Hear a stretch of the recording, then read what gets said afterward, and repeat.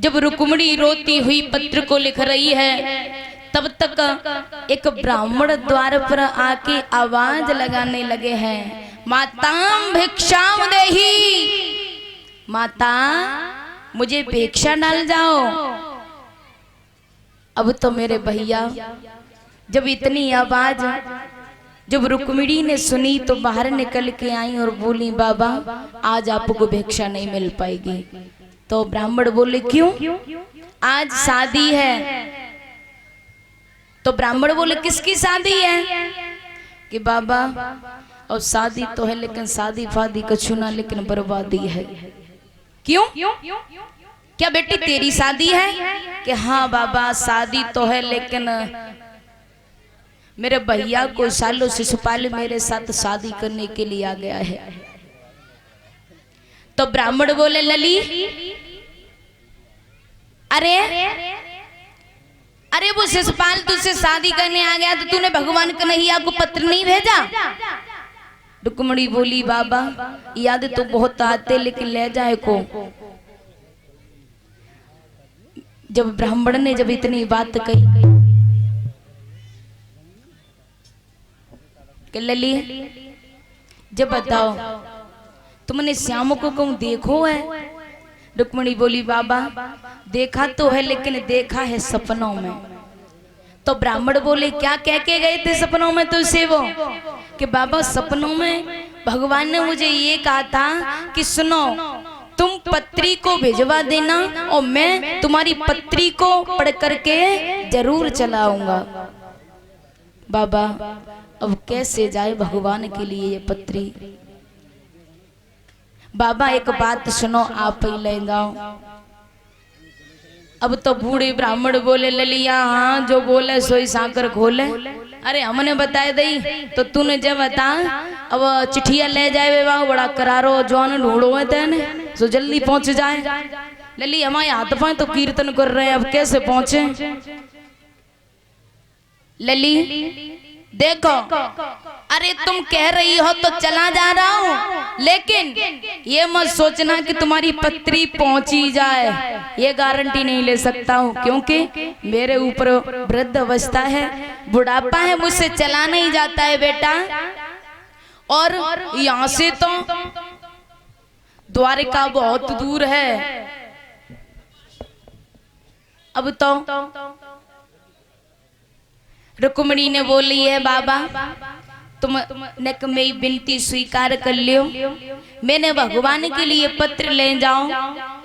तो बूढ़े ब्राह्मण ने जब रुक्मिणी की करुण पुकार को सुनाया है तो कहने लगे, ठीक है बेटी मैं जा रहा हूं, लेकिन तू भगवान को याद करती रहना, भगवान के नाम को मत भुला देना, क्योंकि मैं पत्री को लेके जा रहा हूँ और तेरी डोर भगवान के चरणों से बंधी हुई है, तो तेरी भगवान आके जरूर पीर को हर लेंगे।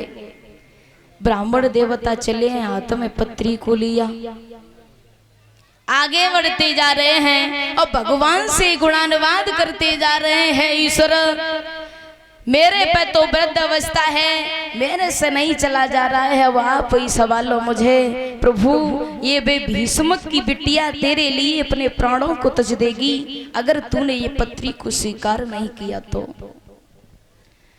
ऐसा सोचकर चलते जा रहे हैं और क्या गुणानुवाद करते हुए जा रहे हैं पार ब्रह्म।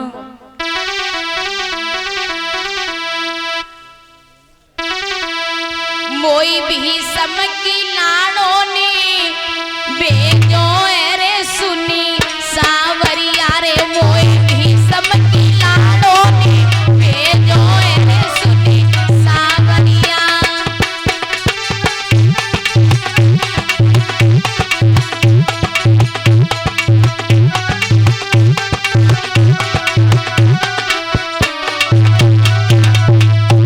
गुणानुवाद करते हुए चले जा रहे हैं श्याम।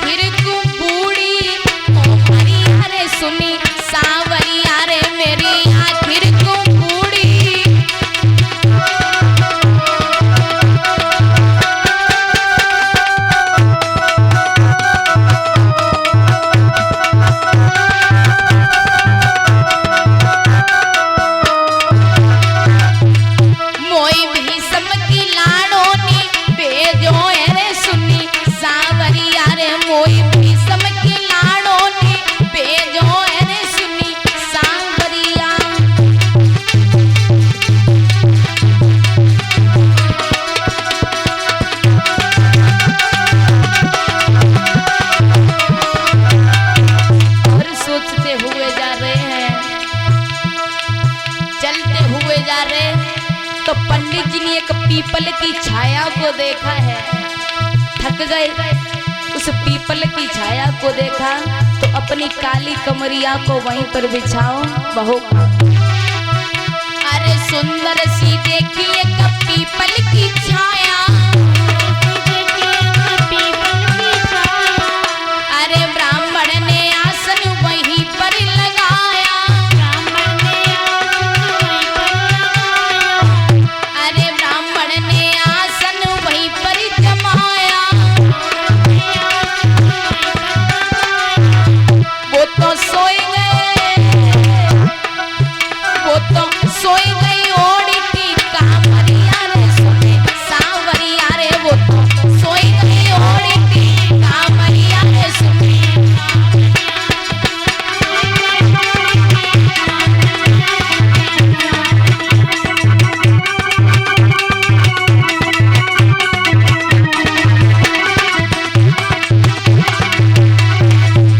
मोई भी सम की लाली निवेलो है सुनी सांवरिया मोए।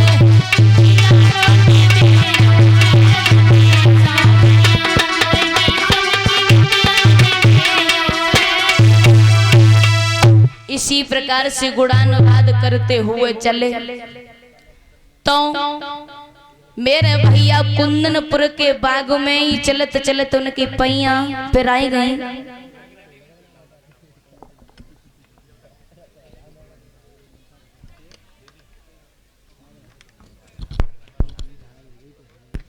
ब्राह्मण जब कुंदनपुर के जब बागों में जब सुंदर से पीपल की छाया को देखो अपनी कमलिया को बिछाई के सोए गए। उधर में भगवान द्वारिका में सोच रहे हैं कि नो तो आतो लेकिन नो तो वारो ही सोए गो। अब तो भगवान ने अपनी योग माया को इशारा दिया है, हे योग माया चली जाओ कुंदनपुर के बाग के लिए सोते हुए ब्राह्मण को अपने हाथों पर जमा के लाओ। मेरे भैया प्रभु का इशारा पाके योग माया चली है, आई है कुंदनपुर के बाग में। पंडित जी को अपने हाथों पर जमाओ द्वारिका में सुला दिया। जब सुबह हुआ पंडित जी की नींद टूटी, आंख खुली तो देखा है तो सोचने लगे, बड़े चक्कर में सोचने लगे हैं कि सोए तो बगिया में लेकिन ये महल कैसे दिखे। पंडित जी बड़ा चक्कर में, तब तक द्वारपालों पर नजर गई पंडित जी की और बोले आगे बढ़े, कहने लगे भैया अरे ओ द्वारपालो ये कौन सी नगरिया है। द्वारपालो बोले हैं ये द्वारिका 6। द्वारिका 6 भैया कन्हैया कौन सी नगरिया में वास करते हैं। कन्हैया 6। अब तो ब्राह्मण बड़े चक्कर में कन्हैया 6 द्वारिका 6 बोले भैया मैं तो एक द्वारिका में जानू, एक कन्हैया के पास जानो, 6 के पास ना जाए रे।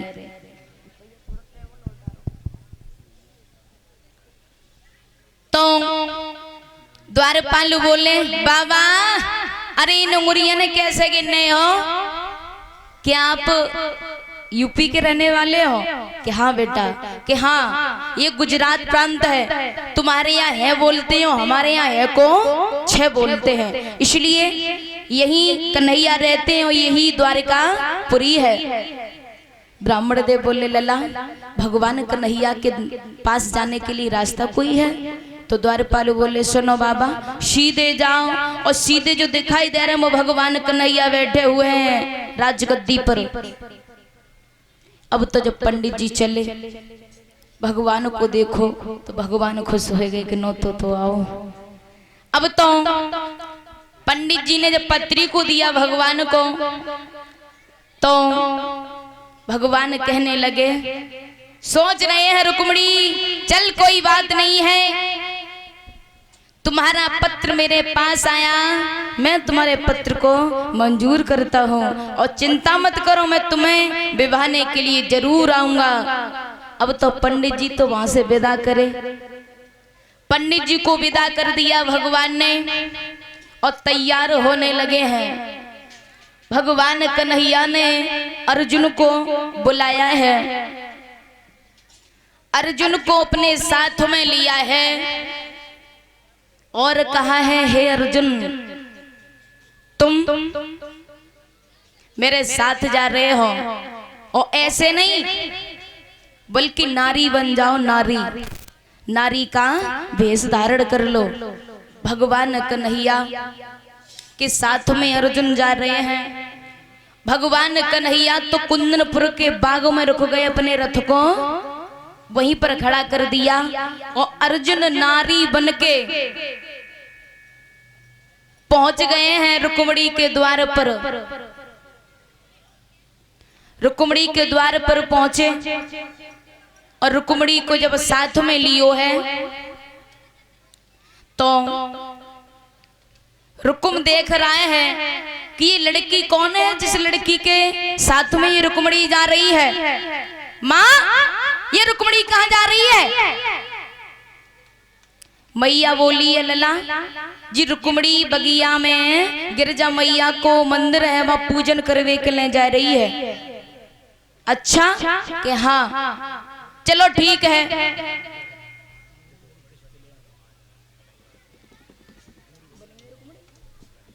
जो रुक्मिणी बनी है वो आ जाए और श्याम सुंदर तुम तो आई जाओ। कृष्ण और रुक्मिणी बने हो वो जल्दी से आने का कष्ट करें। मेरे भैया रुक्मिणी के साथ में अर्जुन स्त्री का वेश धारण करके रुक्मिणी के साथ में चलते जा रहे हैं। भगवान कन्हैया ने अर्जुन से बोल दिया था कि अर्जुन रुक्मिणी को रुक्मिणी का भाई रुकुम ऐसे नहीं भेजेगा, बल्कि आपको नारी का वेश धारण करके जाना पड़ेगा। तो अर्जुन को नारी का वेश धारण करके भेज दिया और अर्जुन के साथ में रुक्मिणी बगिया में आई हैं और सभी सखियां हैं। बगिया में जब गिरजा मैया के पूजन के लिए आई, रुक्मिणी चली